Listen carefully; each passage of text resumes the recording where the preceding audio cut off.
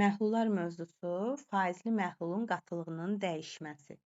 Hər hansı bir məhlulu durulaşdırdıqda, yəni üzərinə su və ya eyni maddənin həmin məhlulundan duru bir məhlul əlavə etdikdə və ya qatılaşdırdıqda, yəni üzərinə məhlul əmələ gətirən maddədən və ya eyni maddənin həmin məhlulundan qatı bir məhlul əlavə etdikdə, aşağıdakı düsturdan istifadə edə bilərik. Düsturumuz budur. Yəni, kütlə payını necə hesablayırıq?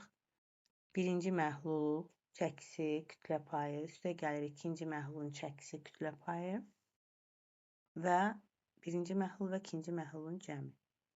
Bu düsturdan istifadə edirik.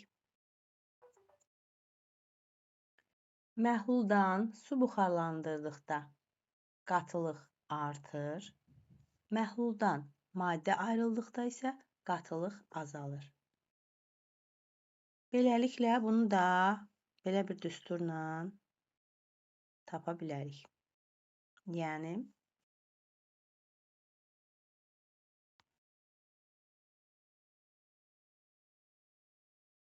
məhlulun birinci məhlulun çəkisindən ikinci məhlulun çəkisini çıxırıq. Bu düsturla biz bunu tapa bilərik. Hesablamalar zamanı suyun faizini 0% götürmək lazımdır və maddənin faizini isə 100% götürmək lazımdır. 0% su, 100% isə maddə.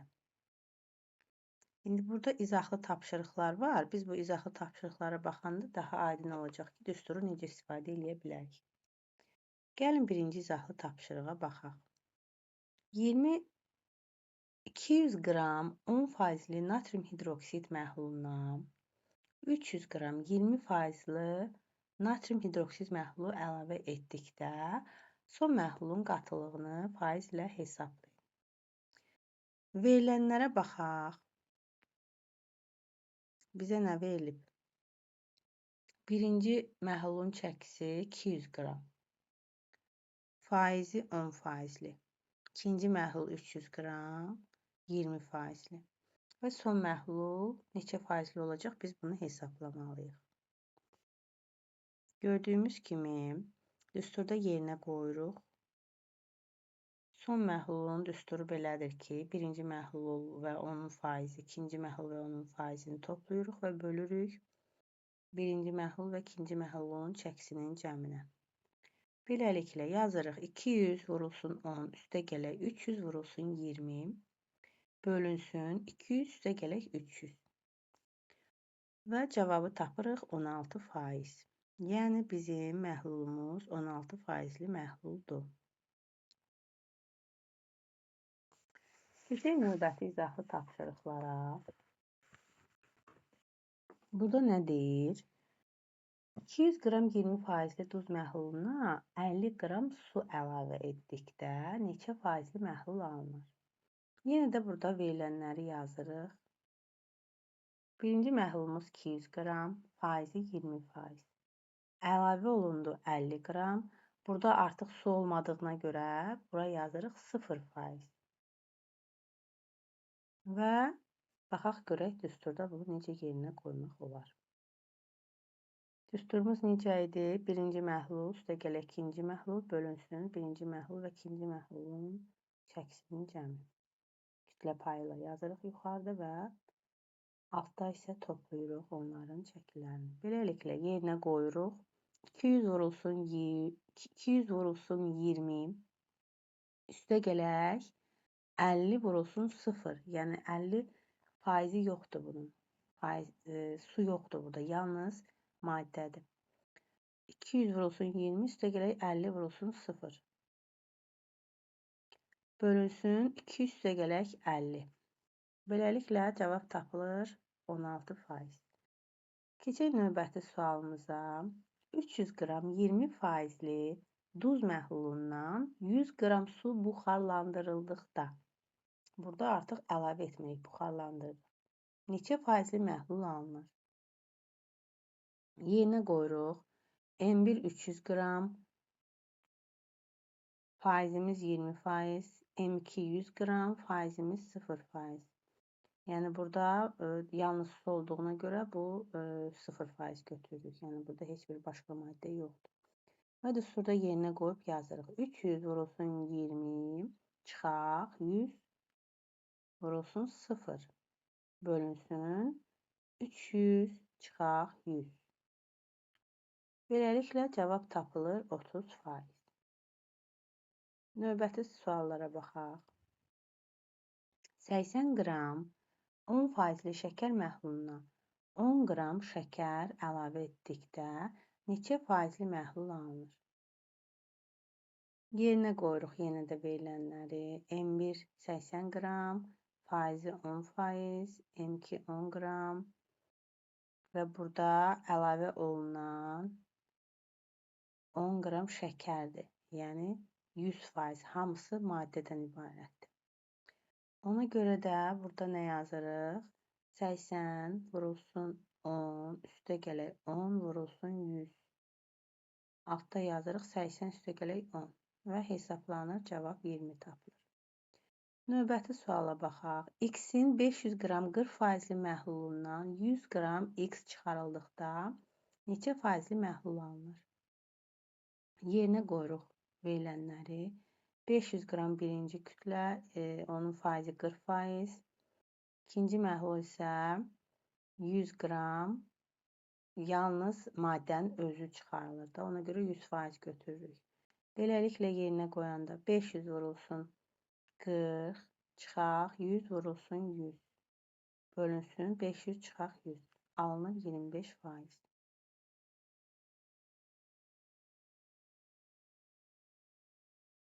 Bu tip məsələlər qabağımıza çıxanda düsturda yerinə qoyub bu şəkildə eləyə bilərik.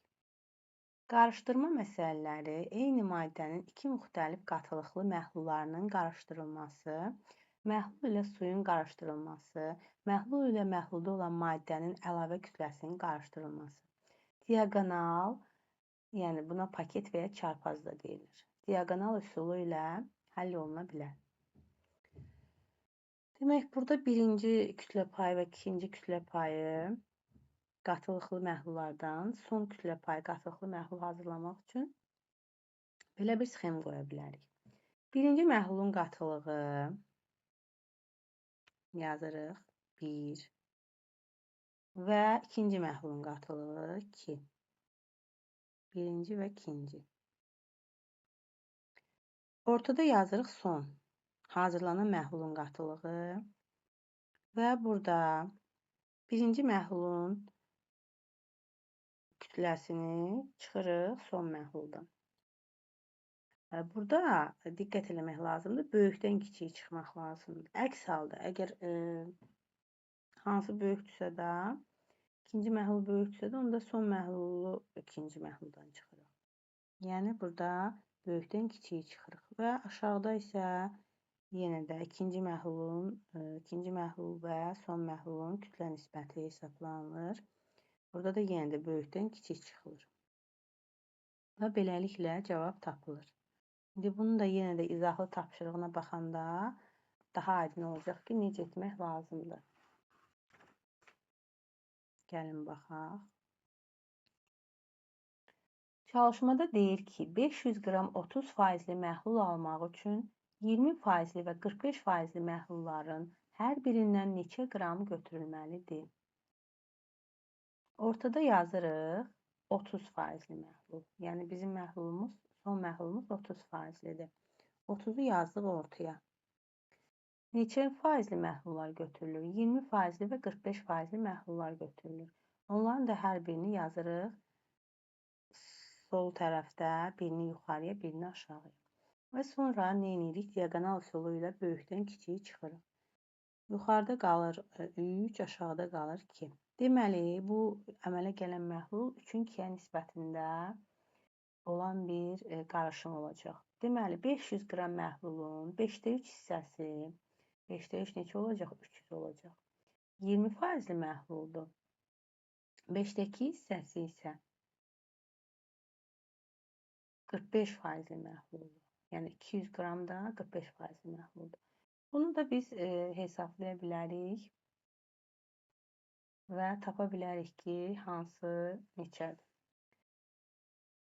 Və yaxud da biz bunu düsturla da hesablaya bilərik. Düsturla hesablayanda isə V-son bərabərdir M1 F1 üstə gələk M2 F2 M1 üstə gələk M2 və 30 bərabərdir, yəni son məhlul bərabərdir. Birinci məhlulun çəkisi vurulsun onun 20%, ikinci məhlulun çəkisi vurulsun onun 45%.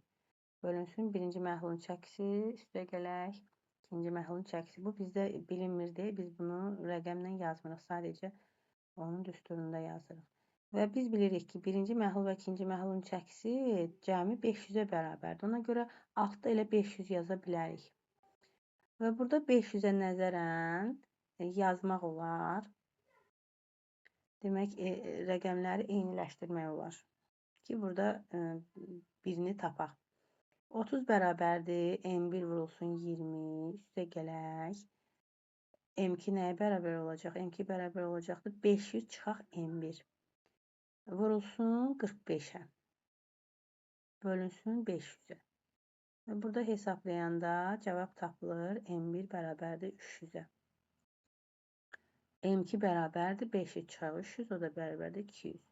İndi burada baxın da, düsturla rahat olsa, düsturla hesablaya bilərsiniz. Və yaxud da istəsək diagonal üsulundan istifadə edərək hesablaya bilərsiniz. Yekun məhlulun qatılığı qarşılananların qatılığı aralığında olur. Bunu da yadınızda saxlayaq.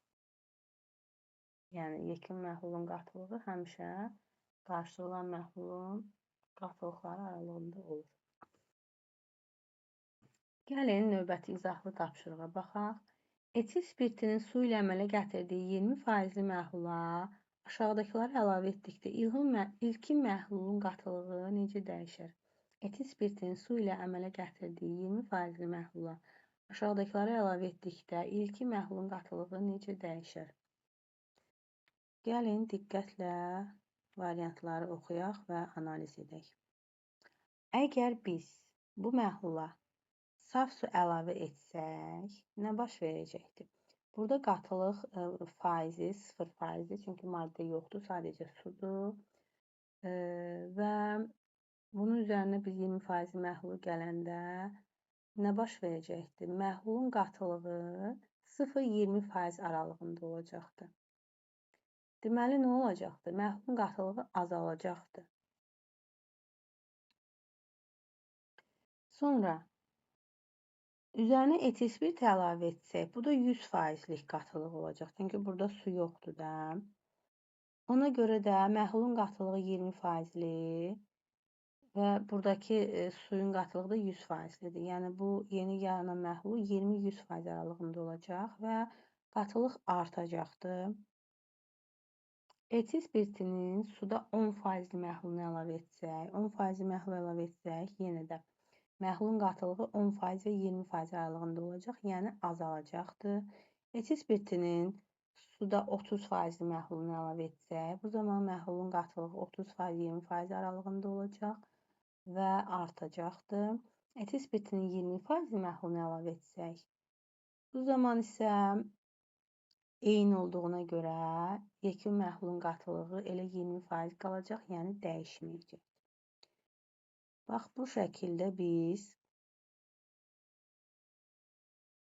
qaydanı bilərək analiz edib cavabı tapa bilərik. Yəni, bu qayda nədir? Yetkin son halda yekun məhlulun qatılığı qarışdırılanların qatılığı aralığında olur.